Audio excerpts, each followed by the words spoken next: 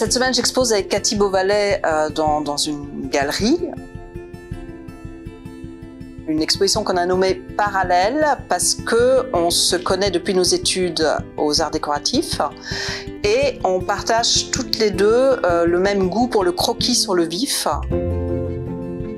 Les dessins que j'expose sont tirés d'un livre, d'un carnet de reportage, Vienna Terre d'accueil, que j'ai réalisé entre 2016 et 2018, en me rendant une fois par mois à Vienne, dans des lieux d'accueil pour les sans-abri, les migrants et aussi des étudiants, puisqu'il y a une maison communautaire qui les réunit tous les trois.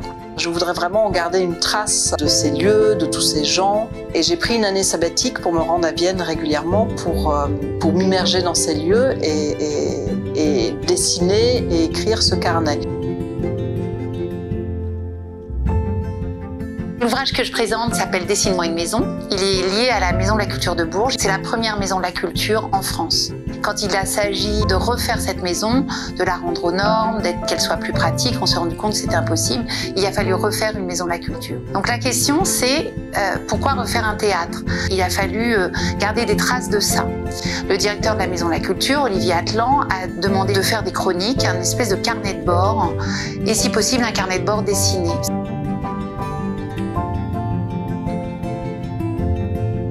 Toutes les deux, on s'est dit qu'on avait envie de faire cette exposition ensemble pour associer, mettre en miroir à la fois une manière très personnelle et différente, mais aussi très commune de porter notre regard sur le monde.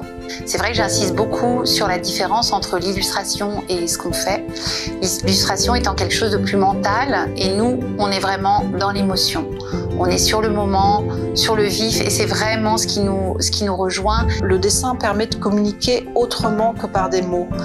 Et donc j'ai finalement noué des liens très spontanément au fil des soirées, parfois des nuits que j'ai passées là-bas. Et ce qui nous intéresse, c'est que c'est l'histoire des gens, c'est la trace qu'on en garde.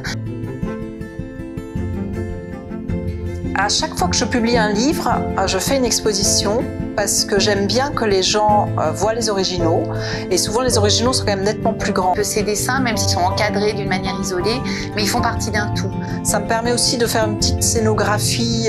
Dans un livre, on tourne les pages, alors que dans une exposition, on a une vision d'ensemble et on peut se promener à travers ces visages et ces dessins.